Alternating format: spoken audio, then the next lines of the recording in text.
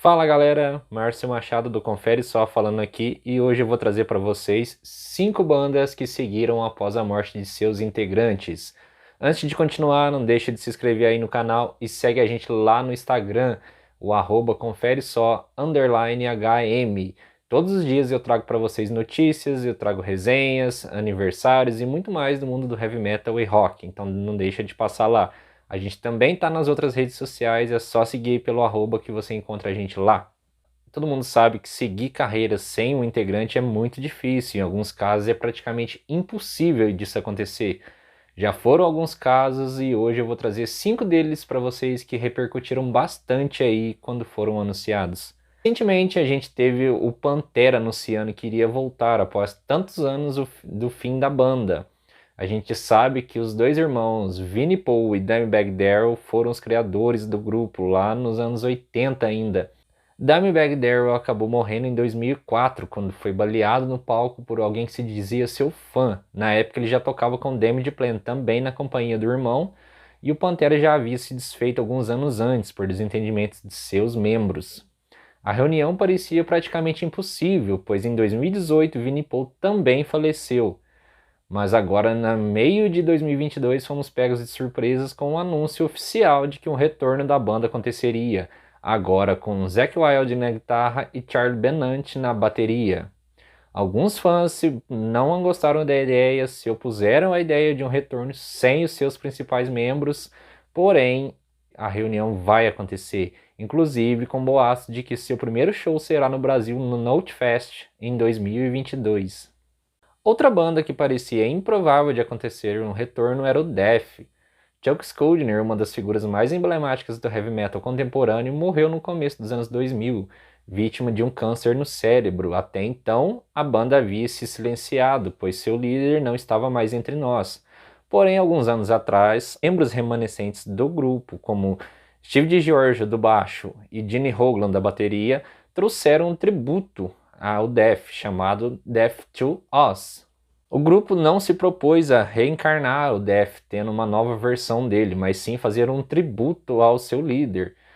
Não há intenção de gravação de disco, nem mesmo de algum material ao vivo até o momento.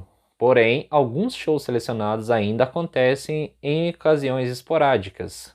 Outra banda que parecia ter sido enterrada era o Alice in Chains, com a perda de seu vocalista, o Len Staley, que morreu também no começo dos anos 2000, vítima de uma overdose. A banda também já não estava rodando por aí devido ao problema de saúde de Lane, mas naquele momento pareceu ser definitivamente seu fim. Porém, alguns anos depois, o guitarrista Jerry Cantrell resolveu criar alguns shows para ver como funcionava, trazendo na bagagem o vocalista William Duval, que havia o acompanhado em sua carreira solo no começo dos anos 2000 e final dos anos 90. Os shows tiveram boa recepção e, daí em diante, mais apresentações foram programadas e, enfim, um disco de estúdio foi lançado. A recepção do disco foi muito boa e, ao mesmo tempo, William teve uma boa aceitação, ainda que alguns fãs o torçam a cara até o momento.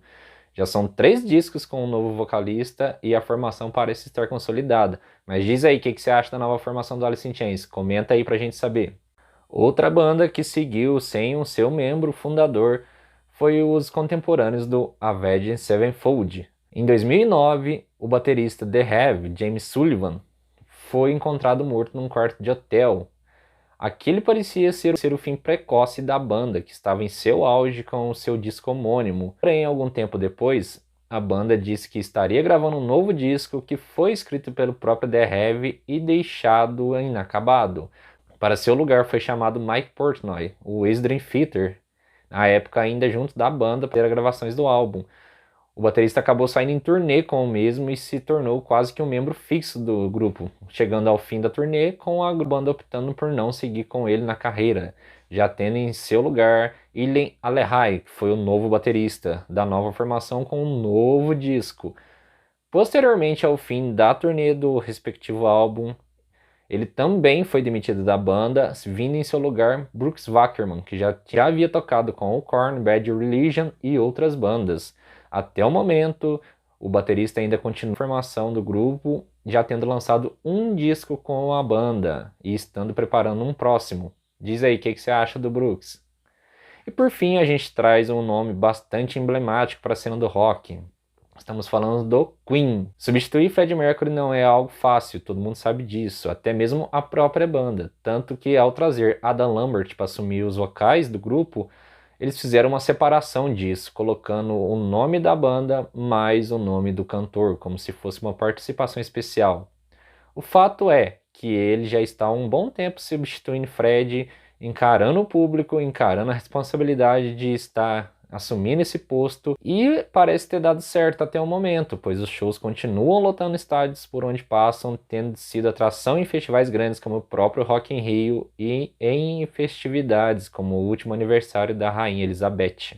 Mas diz aí, você lembra de mais algum momento, de mais alguma banda que seguiu sem o seu integrante? Comenta aí também pra gente saber. Quem sabe a gente faz uma parte 2 desse vídeo aqui, hein? Se inscreve no canal, segue a gente no Instagram e nas outras redes sociais, deixa o like e é isso aí. Bora, galera!